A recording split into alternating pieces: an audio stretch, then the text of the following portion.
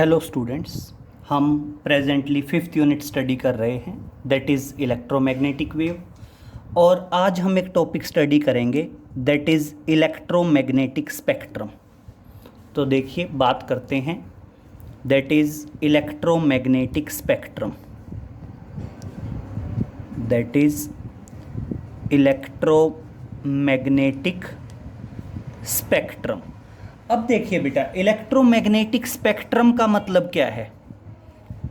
बेटा electromagnetic spectrum है कि आपकी जो इलेक्ट्रोमैग्नेटिक वेव हैं उन इलेक्ट्रोमैग्नेटिक वेव्स को फ्रीक्वेंसी और वेवलेंथ के बेसिस पे टोटल हम 7 वेव्स में क्लासिफाई करते हैं, only on the basis of frequency and wavelength, and that is known as the electromagnetic spectrum. Clear? तो आप क्या बताओगे? The distribution of electromagnetic wave, the distribution of electromagnetic wave, the distribution of electromagnetic waves, the distribution of electromagnetic waves on the basis of frequency and wavelength, on the basis of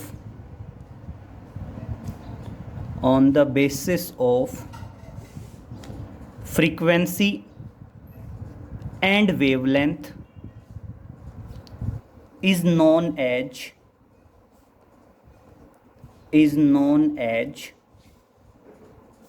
electromagnetic spectrum, is known as electromagnetic spectrum। Clear? तो आप क्या बताओगे electromagnetic spectrum क्या है? आपका electromagnetic waves का frequency and wavelength के basis पे जो क्लासिफिकेशन है उसको कहा जाता है बेटा इलेक्ट्रोमैग्नेटिक स्पेक्ट्रम। और अब सुनिए बेटा, इलेक्ट्रोमैग्नेटिक स्पेक्ट्रम के बेसिस पे आपकी इलेक्ट्रोमैग्नेटिक वेव टोटल 7 टाइप्स की होती हैं। तो देखिए हम एक टेबल की बात करेंगे, उसमें सबसे पहले बात करेंगे टाइप के बाद बात करेंगे फ्रीक्वेंसी एंड वेवलेंथ। मान लीजिए पहले हम ले लेते हैं फ्रीक्वेंसी। क्लियर? फ्रीक्वेंसी जनरली हम लेंगे हर्ट्स में। और नेक्स्ट बात करेंगे वेवलेंथ। वेवलेंथ जनरली लेंगे मीटर में। उसके बाद बात करेंगे कि प्रोडक्शन कैसे होगा, डिटेक्शन कैसे होगा और यूजेस क्या क्या हैं। That is production, detection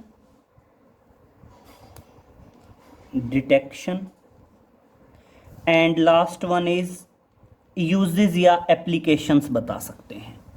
clear? तो हम बेसिकली बात कर रहे हैं 7 अलग अलग चीजें। That is type, next one is frequency, next one is wavelength, next one is production,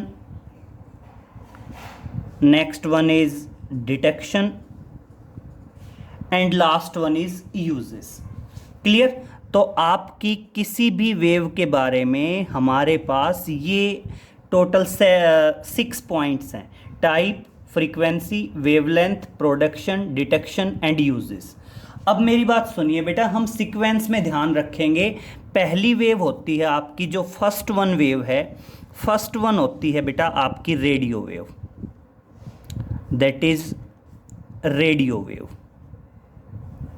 clear? First electromagnetic wave आएगी आपकी रेडियो वेव। नेक्स्ट वन आएगी आपकी microwave, that is microwave. Next one आएगी बेटा आपकी that is infrared, that is infrared.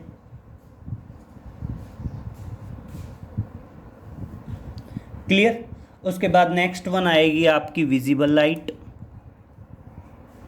Next one आएगी that is visible light. Clear बेटा। Next one आएगी आपकी, दैट इज अल्ट्रावायलेट,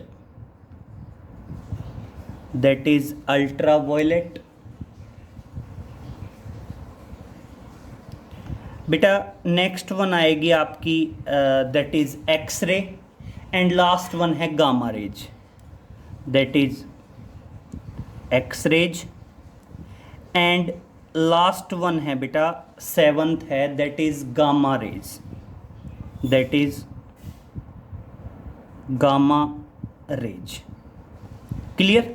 तो आपका टोटल इलेक्ट्रोमैग्नेटिक वेव्स का ये 7 वेव्स का क्लासिफिकेशन है, that is radio wave, microwave, infrared, visible, ultraviolet, X-ray, gamma ray. बेटा सबकी फ्रीक्वेंसी अलग अलग है, वेवलेंथ अलग अलग है, सबकी प्रोडक्शन का मेथड अलग अलग है, डिटेक्शन अलग अलग तरीके से होती है, और यूजेस भी अलग अलग हैं। क्लियर। तो देखिए हम एक एक करके हर एक वेव को स्टडी करेंगे। तो सबसे पहले बेटा बात कर लेते हैं आपके स्पेक्ट्रम के अदर पॉइंट्स के बारे में। Other point in the sense, पहले हम हर एक वेव की फ्रीक्वेंसी और वेवलेंथ स्टडी करेंगे, उसके बाद फिर हर एक वेव के प्रोडक्शन, डिटेक्शन और यूजेस को देखेंगे। क्लियर। तो देखिए आप बेसिकली जो टेबल बनाएंगे, टाइप, फ्रीक्वेंसी, वेवलेंथ, प्रोडक्शन और डिटेक्शन बना लेंगे। यूजेज जो हैं बेटा, हर एक वेव के काफ़ी सारे यूजेज हैं, तो यूजेज नहीं आ पाएंगे, बस मैंने टेबल में बना दिया है साथ में। तो हम बात करते हैं बेटा सबसे पहले फ्रीक्वेंसी की। बेटा फ्रीक्वेंसी जो है ना वो इंक्रीज होती जाती है, मतलब ये जो पैटर्न है ये एक फिक्स पैटर्न है। अगर मैं बात करूं तो सबसे कम फ्रीक्वेंसी जो है वो रेडियो वेव की होगी, और सबसे ज़्यादा जो फ्रीक्वेंसी है बेटा वो किसकी होगी, आपकी गामा रेज की होगी। क्लियर। तो अगर मैं बात करूं रेडियो वेव की फ्रीक्वेंसी की, तो रेडियो वेव की फ्रीक्वेंसी होती है 10⁻⁴ हर्ट्ज से लेके और 10⁻8 हर्ट्ज तक होती है। मैं ऑलरेडी पहले ही बता चुका हूं फ्रीक्वेंसी किस में होगी, हर्ट्ज में होगी, और इंक्रीज होती जाएगी। सबसे कम फ्रीक्वेंसी रेडियो वेव की, उससे ज़्यादा माइक्रोवेव की, उससे ज़्यादा infrared, visible, ultraviolet, X-ray, gamma ray. तो देखो रेडियो वेव की फ्रीक्वेंसी होती है 10⁻⁴ हर्ट्ज से लेके और 10⁻8 हर्ट्ज। वहीं माइक्रोवेव की होती है बेटा 10⁻9 हर्ट्ज से लेके और 10⁻12 हर्ट्ज तक। क्लियर। और आपकी अगर मैं इंफ्रारेड रेज की बात करूं तो इंफ्रारेड रेज की फ्रीक्वेंसी होती है बेटा 10⁻11 हर्ट्ज से लेके और आपकी 5 × 10⁻14 hertz. Clear. That is 5 × 10⁻14 hertz तक होती है।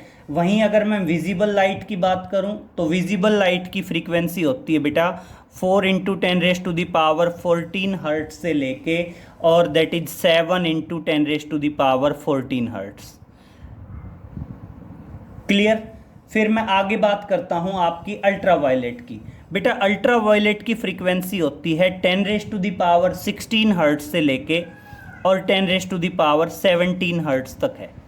क्लियर। और आपकी जो एक्स रेज हैं, एक्स रेज की कितनी हैं, 10⁻16 से लेके और 10⁻19 हर्ट्ज तक है। क्लियर। लास्ट वन आया गामा। गामा की फ्रीक्वेंसी है बेटा 10⁻18 हर्ट्ज से लेके और 10⁻22 हर्ट्ज तक। अब देखो एक चीज़ क्लियर है, जैसे जैसे हम नीचे जा रहे हैं फ्रीक्वेंसी इंक्रीज होती जा रही है। सबसे कम फ्रीक्वेंसी है आपकी रेडियो वेव की, और बेटा सबसे ज़्यादा फ्रीक्वेंसी है आपकी गामा रेज की। क्लियर। एक होता है बेटा पेनिट्रेटिंग पावर, किसी चीज़ को पेनिट्रेट करने की एबिलिटी जो है उसे पेनिट्रेटिंग पावर कहते हैं। जनरली क्या होता है बेटा, जिसकी फ्रीक्वेंसी जितनी ज़्यादा है उस वेव की पेनिट्रेटिंग पावर उतनी ही ज़्यादा होती है। तो अब नो डाउट यहाँ पे सबसे ज़्यादा फ्रीक्वेंसी किसकी है, गामा रेज की है, तो ऑटोमेटिक पेनिट्रेटिंग पावर भी सबसे ज़्यादा किसकी होगी, गामा रेज की होगी। अब सुनिए बेटा, इस पॉइंट पे 2 तरह के क्वेश्चन बनते हैं। सबसे पहली बात है बेटा, ये फ्रीक्वेंसी आपने हर एक की याद रखनी पड़ेगी, कोई पैटर्न नहीं है, आप हर एक वेव की फ्रीक्वेंसी को याद रखेंगे। अब यहाँ पे दो टाइप के क्वेश्चन कौन से बनते हैं, एक पहला क्वेश्चन तो आता है which wave having the largest penetrating power in the electromagnetic spectrum. Electromagnetic spectrum के अंदर सबसे ज़्यादा पेनिट्रेटिंग पावर किसकी है, सबसे ज़्यादा पेनिट्रेटिंग पावर होती है बेटा गामा रेज की। क्लियर, एक क्वेश्चन तो क्लियर हो गया। दूसरे पे आते हैं। दूसरा क्या है बेटा, वो आपको रैंडमली 3-4 वेव्स के नाम दे देगा और क्या कहेगा, arrange these waves in the ascending order और descending order on the basis of the frequency. बेटा असेंडिंग ऑर्डर का मतलब होता है इंक्रीजिंग ऑर्डर, डिसेंडिंग ऑर्डर का मतलब होता है डिक्रीजिंग ऑर्डर। मान लीजिए अगर मैं बात करूं तो ये मैंने इन वेव्स को असेंडिंग ऑर्डर में लिखा हुआ है on the basis of frequency, मतलब मैंने पहले लिखा है सबसे कम फ्रीक्वेंसी वाली वेव, फिर उससे ज़्यादा फ्रीक्वेंसी वाली वेव, और सबसे लास्ट में क्या लिखा है मैंने, सबसे ज़्यादा फ्रीक्वेंसी वाली वेव। तो ये तो क्या है, असेंडिंग ऑर्डर है वेव्स का on the basis of frequency. अगर मैं बात करूं कि write down the electromagnetic waves on the basis of frequency in descending order, descending order में अगर मैंने लिखना हो फ्रीक्वेंसी के बेसिस पे, तो सबसे ऊपर सबसे पहले क्या आएगी, गामा, और फिर ऐसे करते करते सबसे नीचे क्या आएगी, रेडियो वेव। क्लियर हुआ। असेंडिंग का मतलब इंक्रीजिंग ऑर्डर, डिसेंडिंग का मतलब डिक्रीजिंग ऑर्डर। तो वो आपको रैंडमली इन 7 में से कोई भी 3 या 4 वेव्स के नाम दे सकता है और क्या कह सकता है, अरेंज करो असेंडिंग ऑर्डर में या डिसेंडिंग ऑर्डर में on the basis of frequency. तो एक चीज़ क्लियर हो गया, फ्रीक्वेंसी नीचे की तरफ क्या होती जा रही है, इंक्रीज होती जा रही है। अब देखो सबको पता है कि फ्रीक्वेंसी और वेवलेंथ इनवर्सली प्रोपोर्शनल है। इनवर्सली प्रोपोर्शनल है का मतलब क्या है कि अगर किसी वेव की फ्रीक्वेंसी कम है तो उसकी वेवलेंथ ज़्यादा होगी।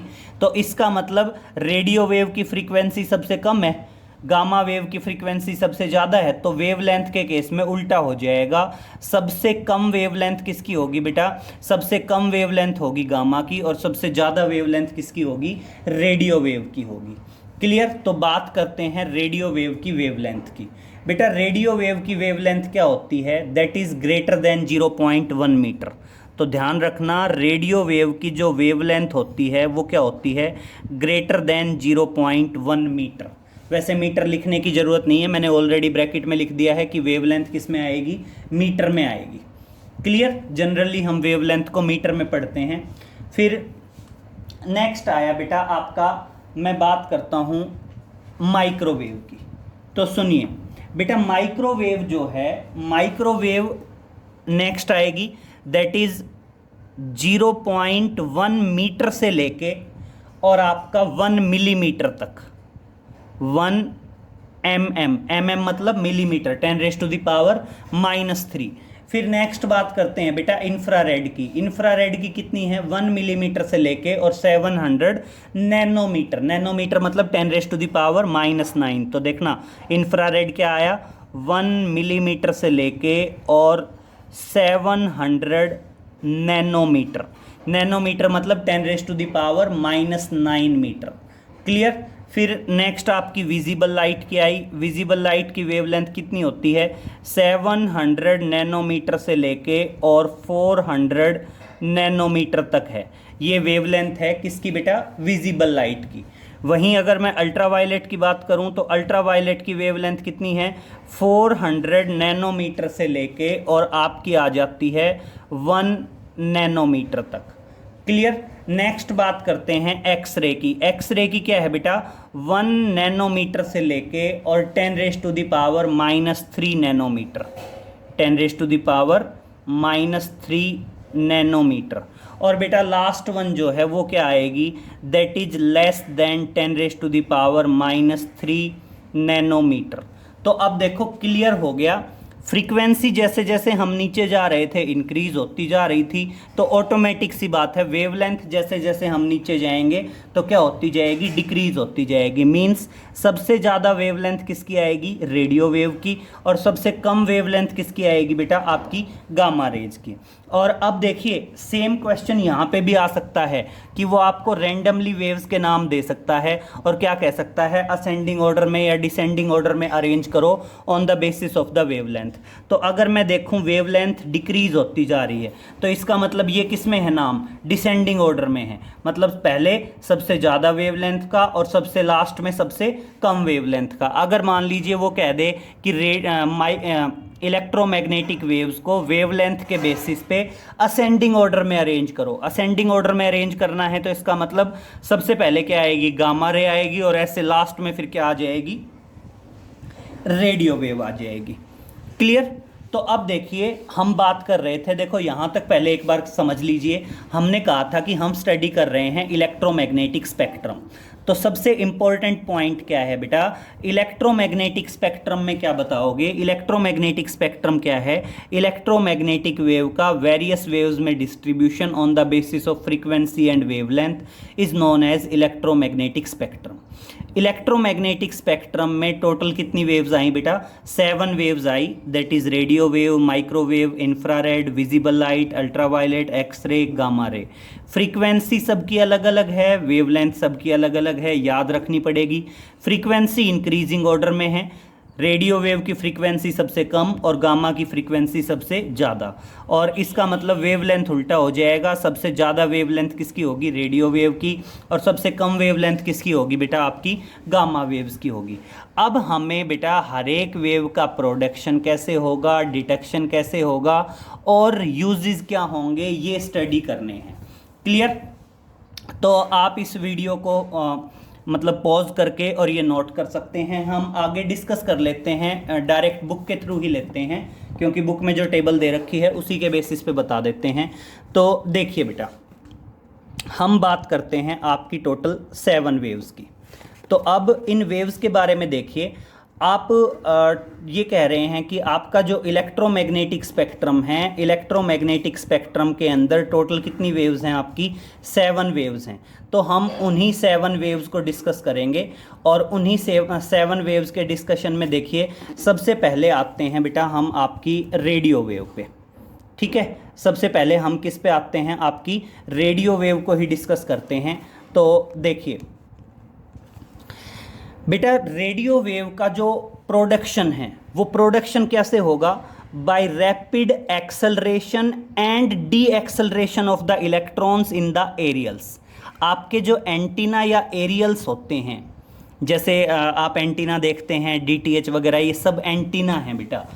तो आपके एंटीना या एरियल्स के अंदर अगर इलेक्ट्रॉन रैपिडली एक्सेलरेट होते हैं या रैपिडली डी एक्सेलरेट होते हैं, तो वहाँ पे जो वेव प्रोड्यूस्ड होंगी वो क्या होंगी, आपकी रेडियो वेव्स होंगी। क्लियर? और बेटा रेडियो वेव्स को हम कैसे ऑब्जर्व कर सकते हैं, रिसीवर एंटीना का यूज़ करके ऑब्जर्व भी कर सकते हैं, डिटेक्ट भी कर सकते हैं। फिर बेटा यूजेस की बात करें कि रेडियो वेव के यूजेस क्या हैं, तो देखिए रेडियो वेव के यूजेस क्या आएंगे बेटा, एक तो मेनली रेडियो वेव कम्युनिकेशन में यूज़ होती हैं। कम्युनिकेशन इन द सेंस जैसे आपके ये रेडियो कम्युनिकेशन हैं, जैसे टीवी वगैरह चलते हैं, एफएम वगैरह चलते हैं, ये सब बेसिकली क्या है बेटा, रेडियो वेव के बेसिस पे ही होता है। नेक्स्ट बात करते हैं बेटा माइक्रोवेव की। माइक्रोवेव की हम फ्रीक्वेंसी पढ़ चुके हैं, माइक्रोवेव की वेवलेंथ पढ़ चुके हैं। थोड़ा क्लोज कर लेते हैं ताकि आपको अच्छे से दिखता रहे। तो देखिए हम बात कर रहे हैं नेक्स्ट, आपका हम पहला पढ़ चुके हैं रेडियो वेव के बारे में। अब बात करते हैं हम माइक्रोवेव की।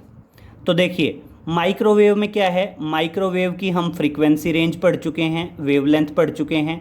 बेटा माइक्रोवेव प्रोड्यूस्ड होती हैं क्लिस्ट्रॉन वाल्व या मैग्नेट्रॉन वाल्व के अंदर।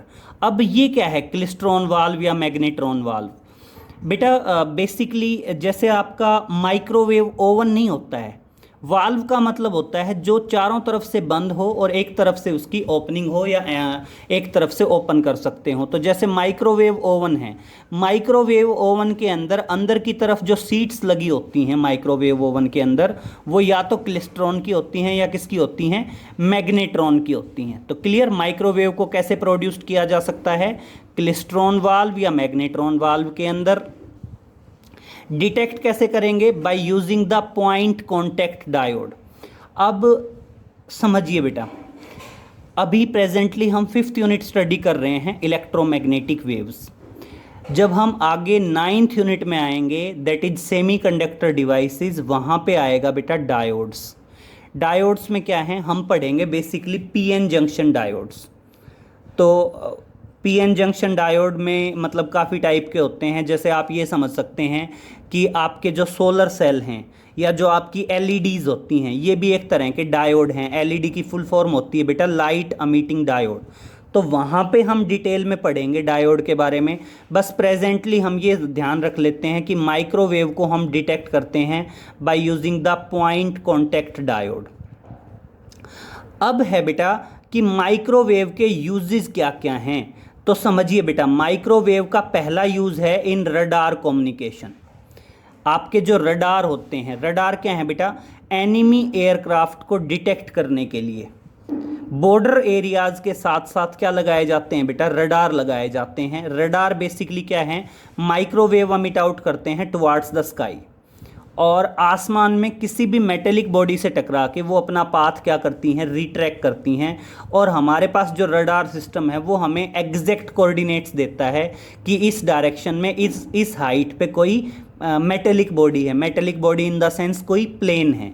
तो आप एक तरह से कह सकते हैं कि रडार क्या होता है, प्लेन मॉनिटरिंग सिस्टम होता है। कि रडार की हेल्प से हम ये पता कर सकते हैं कि कोई प्लेन है, कहाँ पे है, क्या है। तो क्लियर। एक तो आपका जो रडार है, रडार में भी क्या होता है, आपका माइक्रोवेव्स का यूज़ होता है। फिर आगे क्या बता रखा है, to analyse of fine details of the molecular and atomic structure.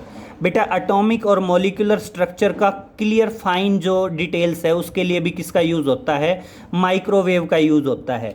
एक बेटा हम माइक्रोवेव का यूज़ बता सकते हैं, that is train monitoring system. बेटा जो ट्रेन मॉनिटरिंग सिस्टम है उसमें भी किसका यूज़ होता है, माइक्रोवेव का यूज़ होता है। एक जैसे क्या होता है, ओवर स्पीडिंग व्हीकल्स को चेक करने के लिए। जैसे कई बार मतलब आप देखोगे हाईवे वगैरह पे ओवर स्पीडिंग के चालान होते हैं। जैसे ट्रैफिक पुलिस होती है जो ओवर स्पीडिंग व्हीकल्स को चेक करती है, चालान्स वगैरह होते हैं। वो ओवर स्पीडिंग व्हीकल्स को भी किसके बेसिस पे चेक किया जाता है, माइक्रोवेव ही यूज़ होती है ओवर स्पीडिंग व्हीकल्स को चेक करने के लिए। नेक्स्ट हम बता सकते हैं, जैसे हम टीवी में देखते हैं क्रिकेट बॉल, टेनिस बॉल की स्पीड बताई जाती है। तो क्रिकेट बॉल, टेनिस बॉल की स्पीड भी किसके बेसिस पे कैलकुलेट होती है बेटा, उसमें भी माइक्रोवेव यूज़ होती हैं। इसके अलावा आप कह सकते हैं माइक्रोवेव ओवन में भी माइक्रोवेव यूज़ होती हैं। तो माइक्रोवेव के बेटा काफ़ी सारे यूज़ हैं, रडार में, ओवर स्पीडिंग व्हीकल्स को चेक करने में, क्रिकेट बॉल, टेनिस बॉल की स्पीड बताने में, इसके अलावा ट्रेन मॉनिटरिंग सिस्टम में। क्लियर। नेक्स्ट आते हैं बेटा इंफ्रारेड पे। अब देखिए बात कर रहे हैं, एक देखो आप वीडियो को पॉज करके और इनको अच्छे से नोट कर लेंगे हर एक वेव के बारे में कि प्रोडक्शन कैसे है, डिटेक्शन कैसे है और यूजेस क्या हैं।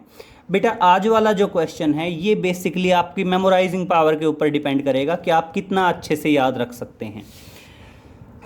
नेक्स्ट बात करते हैं आपकी इंफ्रारेड।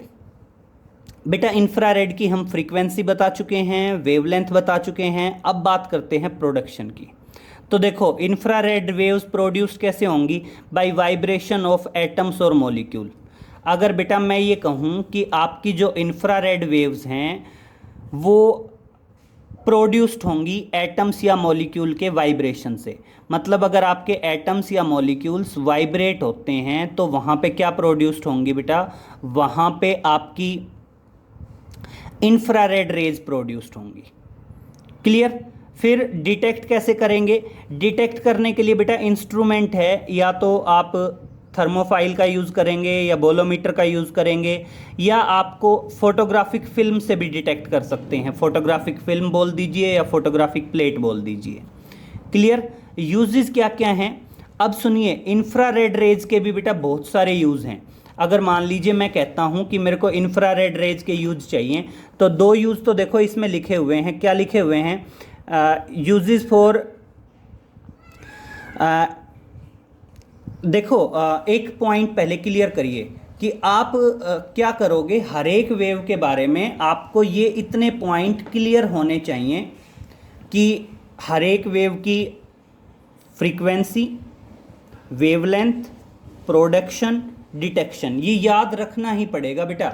और आपकी जो ये मैं टेबल शो कर रहा हूँ, इस टेबल के अंदर बेसिकली बेटा एक एक दो दो यूज़ दे रखे हैं। अगर आप डिटेल्ड स्टडी देखेंगे तो डिटेल्ड स्टडी में क्या है, काफ़ी सारे यूज़ हैं। क्लियर। तो जैसे हम इंफ्रारेड रेज स्टडी कर रहे हैं तो इंफ्रारेड रेज की frequency, wavelength, production, detection, uses काफ़ी सारे हैं। यूजेस में आप कह सकते हैं बेटा जो आपकी फिजिकल थेरेपी होती है, जो फिजियोथेरेपिस्ट होते हैं बेटा, फिजियोथेरेपिस्ट भी क्या करते हैं, इंफ्रारेड रेज का यूज़ करते हैं। क्लियर। इसके अलावा डिहाइड्रेटेड फ्रूट्स तैयार करने में भी किसका यूज़ होता है, इंफ्रारेड रेज का यूज़ होता है। इसके अलावा बेटा जो सोलर कुकर है, सोलर हीटर हैं, इन सब के अंदर आपके क्या होते हैं बेटा, इंफ्रारेड रेज का यूज होता है। इसके अलावा एक देखो ये भी इसमें दे रखा है, हैज फोटोग्राफी, मतलब ये क्या है, अगर आप फोग या स्मोक में मतलब देख नहीं पा रहे हैं क्लियरली तो उसके लिए भी किसका यूज होता है बेटा, इंफ्रारेड रेज का यूज होता है। फोग या स्मोक में क्लियरली देखने के लिए किसका यूज किया जाता है बेटा, इंफ्रारेड रेडिएशंस का यूज किया जाता है। इसके अलावा ध्यान रखेंगे आई सर्जरी में, जो आंखों की सर्जरी की जाती है बेटा, आई सर्जरी में भी जनरली क्या यूज होती हैं, आपकी इंफ्रारेड रेज यूज होती हैं। क्लियर। तो देखो क्या क्या यूज बताए, डिहाइड्रेटेड फ्रूट यूज करने, डिहाइड्रेटेड फ्रूट्स प्रोड्यूस्ड करने में इंफ्रारेड रेज का यूज होता है, आई सर्जरी में इंफ्रारेड रेज का यूज होता है, फोग या स्मोक में देखने के लिए इंफ्रारेड रेज का यूज होता है, फिजिकल थेरेपी में इंफ्रारेड रेज का यूज होता है। इसके अलावा सोलर हीटर, सोलर कुकर, इनके अंदर भी किसका यूज होता है, इंफ्रारेड रेज का यूज होता है। नेक्स्ट बात करते हैं बेटा विजिबल लाइट की।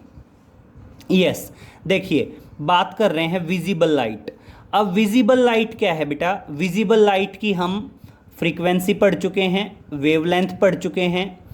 अब प्रोडक्शन देखिए बेटा, प्रोडक्शन क्या आएगा, electrons in the atom emit light when they move from one energy level to another energy level. मतलब देखो आप जनरली क्या कहते हैं कि किसी एटम को जब आप एनर्जी सप्लाई करते हैं तो उसका जो इलेक्ट्रॉन है वो एक्साइटेड स्टेट में आ जाता है।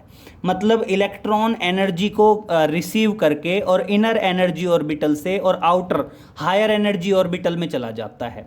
बेटा सेम इसी तरह जब इलेक्ट्रॉन किसी आउटर एनर्जी लेवल से और किसी इनर एनर्जी लेवल के अंदर जंप करके आता है तो वो एनर्जी एमिट आउट करता है, और जनरली वो एनर्जी किस में हो सकती है बेटा, विजिबल रीजन में भी हो सकती है। तो आप क्या बताओगे, विजिबल लाइट कैसे प्रोड्यूस्ड होती है, बाय द एक्साइटेशन, मतलब when electron jump from higher energy level to lower energy level. फिर डिटेक्ट कैसे करते हैं बेटा, डिटेक्शन के लिए देखिए आप कह सकते हैं डिटेक्ट कर सकते हैं आँखों से, फोटो सेल से या फोटोग्राफिक फिल्म से। क्लियर बेटा। यूजेज सिर्फ आप क्या सिंपल क्या है, जो ऑब्जेक्ट्स हैं उनको ऑब्जर्व करने में किसका यूज़ होता है, आपकी विजिबल लाइट का यूज़ होता है। क्लियर। नेक्स्ट बात करते हैं बेटा आपकी अल्ट्रावायलेट रेज। बेटा अल्ट्रावायलेट रेज की हम फ्रीक्वेंसी बता चुके हैं, वेवलेंथ बता चुके हैं। अब बात करते हैं प्रोडक्शन कैसे होगा। तो देखिए inner shell electron in the atom moving from one energy level to lower energy level.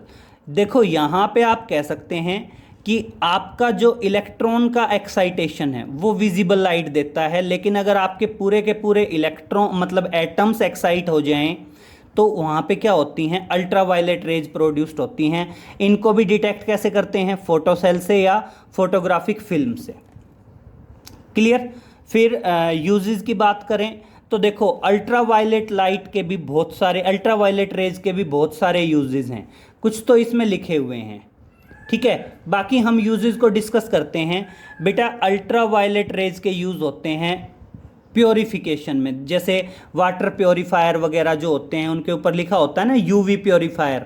इसके अलावा बेटा जो सर्जिकल इंस्ट्रूमेंट्स होते हैं, मतलब जो डॉक्टर ऑपरेशन में जो इंस्ट्रूमेंट्स यूज़ करते हैं उनको बैक्टीरिया फ्री करने के लिए, मतलब सर्जिकल इंस्ट्रूमेंट के स्टरलाइजेशन में भी किसका यूज़ होता है, आपका अल्ट्रावायलेट रेज का यूज़ होता है। इसके अलावा नेक्स्ट अल्ट्रावायलेट रेज का यूज़ बताएंगे हम कि आपका जो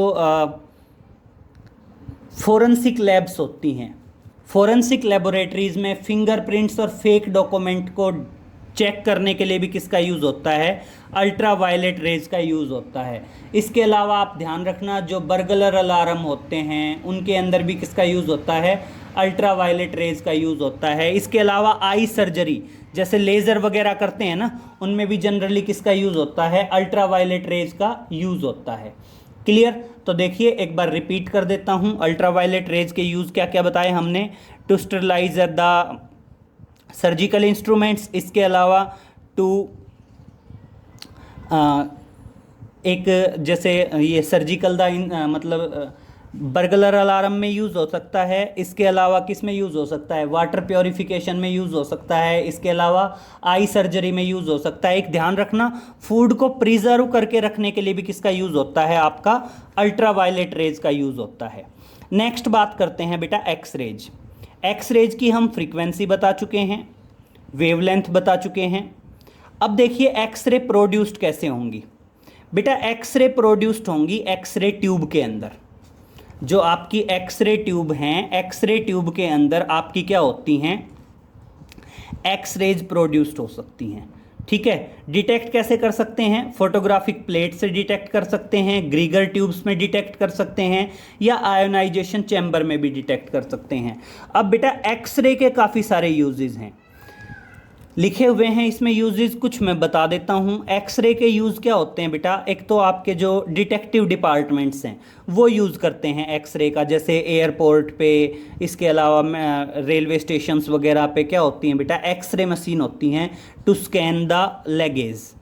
क्लियर? इसके अलावा मतलब आपके ना जैसे कोई भी एक्सप्लोसिव को डिटेक्ट करना है, या जो प्रीशियस मेटल्स की स्मगलिंग वगैरह होती है, उन सब के लिए एक्सरे का यूज़ किया जा सकता है। इसके अलावा बेटा मेडिकल के फील्ड में भी एक्सरे का यूज़ है। मेडिकल के फील्ड में जैसे बोन फ्रैक्चर्स वगैरह, मान लीजिए कोई फ्रैक्चर हो गया, हड्डी क्रैक हो गई, तो बोन फ्रैक्चर्स को डिटेक्ट करने में भी किसका यूज़ है, आपका एक्सरे का यूज़ है बोन फ्रैक्चर में। इसके अलावा जो आपकी इंडस्ट्रीज हैं उनके अंदर क्या होता है बेटा, जो रबर टायर्स वगैरह होते हैं उनके स्टैंडर्ड को चेक करने के लिए भी एक्सरे का यूज़ होता है। इसके अलावा बेटा आप क्या कह सकते हैं, जो स्किन डिजीज़ वगैरह होती हैं उनमें भी किसका यूज़ होता है, रेडियोथेरेपी का यूज़ होता है। जो उसके अंदर जो रेडियोथेरेपी होती है उसमें भी आपकी क्या होती हैं, एक्सरे यूज़ होती हैं। तो देखो फाइनल कर रहे हैं, एक्सरे का यूज़ एक तो डिटेक्टिव डिपार्टमेंट्स करते हैं प्रीशियस मेटल्स और एक्सप्लोसिव को डिटेक्ट करने के लिए। इसके अलावा आपके एक्सरे का यूज़ मेडिकल के फील्ड में होता है बोन फ्रैक्चर को डिटेक्ट करने के लिए, और जैसे बुलेट की एग्जैक्ट लोकेशन निकालने के लिए। अगर मान लीजिए किसी को गोली लगी है तो उसके बुलेट की एग्जैक्ट लोकेशन फाइंड आउट करने से पहले, ऑपरेट करने से पहले एक्सरे कर सकते हैं। इसके अलावा आपकी इंडस्ट्रीज़ में रबर टायर के स्टैंडर्ड को चेक करने के लिए भी एक्सरे का यूज़ किया जा सकता है। इसके अलावा किसी क्रिस्टल के स्ट्रक्चर को इन्वेस्टिगेट करने के लिए भी किसका यूज़ किया जा सकता है, एक्सरे का। और देखिए बेटा लास्ट वन आता है आपका गामा रेज। अब देखो गामा रेज की फ्रीक्वेंसी बता चुके हैं, वेवलेंथ बता चुके हैं। बेटा गामा वेव प्रोड्यूस्ड कैसे होंगी, by radioactive decay of nucleus, मतलब जो रेडियो एक्टिव एलिमेंट्स होते हैं ना उन्हीं से आपकी गामा वेव प्रोड्यूस्ड हो सकती हैं। डिटेक्ट कैसे कर सकते हैं, फोटोग्राफिक प्लेट से डिटेक्ट कर सकते हैं, ग्रीगर ट्यूब्स में, या आयोनाइजेशन चैम्बर के अंदर भी। यूजेस क्या होंगे बेटा, एक तो सबसे पहले ध्यान रखना कैंसर ट्रीटमेंट में गामा रेज का यूज़ होता है। अगर मैं गामा रेज के यूजेस की बात करूं तो गामा रेज का यूजेस किस में होगा, कैंसर ट्रीटमेंट में हो सकता है। बेटा बहुत सी न्यूक्लियर रिएक्शंस को प्रोड्यूस्ड करने के लिए भी गामा रेज का यूज़ हो सकता है। इसके अलावा फूड स्टफ को अगर लॉन्ग टाइम तक प्रिजर्व करके रखना है तो भी गामा रेज का यूज़ हो सकता है। इसके अलावा क्या हो सकता है बेटा, जो एटॉमिक न्यूक्लियस है उसके बारे में इंफॉर्मेशन कलेक्ट करने के लिए भी किसका यूज़ हो सकता है, गामा रेज का। तो देखो आप फाइनल कर रहे हैं, वीडियो को पॉज करके और आप इसको नोट डाउन कर सकते हैं। तो देखो जस्ट फाइनल पहले आप बात कर लेंगे इलेक्ट्रोमैग्नेटिक स्पेक्ट्रम क्या है। इलेक्ट्रोमैग्नेटिक स्पेक्ट्रम क्या बताएंगे कि इलेक्ट्रोमैग्नेटिक वेव का distribution on the basis of frequency and wavelength is known as electromagnetic spectrum. ठीक है, अब बेटा टोटल इलेक्ट्रोमैग्नेटिक स्पेक्ट्रम में 7 वेव्स आई और उन 7 वेव्स को आप यहाँ से नोट डाउन कर सकते हैं। आप वीडियो को पॉज करते जाइए, नोट करते जाइए। एक देखो मैंने हर एक वेव के यूज़ बताए हैं आपको, इसमें एक एक दो दो लिखे हुए हैं, मैंने कुछ एक्स्ट्रा बताए हैं। तो आप क्या करेंगे, हर एक वेव के यूजेस को एक बार पॉज करेंगे, नोट डाउन करेंगे, पॉज करेंगे, नोट डाउन करेंगे। इस वीडियो में थोड़ा सा ज़्यादा आपको एफर्ट करना पड़ेगा नोट्स बनाने के लिए। तो देखिए, आप वीडियो को पॉज करें और हर एक वेव का बना लेंगे। ये radio wave, microwave, infrared, visible light, आगे अल्ट्रावायलेट की बात करते हैं, अल्ट्रावायलेट के बाद एक्सरे की बात करते हैं, और एक्सरे के बाद बात करते हैं आपकी गामा रेज की। क्लियर? तो ये गामा है, ये एक्सरे है, ये अल्ट्रावायलेट है, ये विजिबल है, ये इंफ्रारेड है, ये माइक्रोवेव है, और ये आ गई आपकी रेडियो वेव। क्लियर? तो ये इतना कर लेंगे बेटा। ये टॉपिक इम्पोर्टेंट हैं, काफ़ी सारे क्वेश्चन बन सकते हैं इलेक्ट्रोमैग्नेटिक स्पेक्ट्रम पे, तो आप इसको अच्छे से नोट करेंगे इलेक्ट्रोमैग्नेटिक स्पेक्ट्रम को। और बाकी आगे नेक्स्ट लेक्चर में कुछ न्यूमेरिकल्स वगैरह डिस्कस करेंगे और इसको 5th यूनिट को फाइनलाइज करेंगे इलेक्ट्रोमैग्नेटिक स्पेक्ट्रम को। Okay, thank you.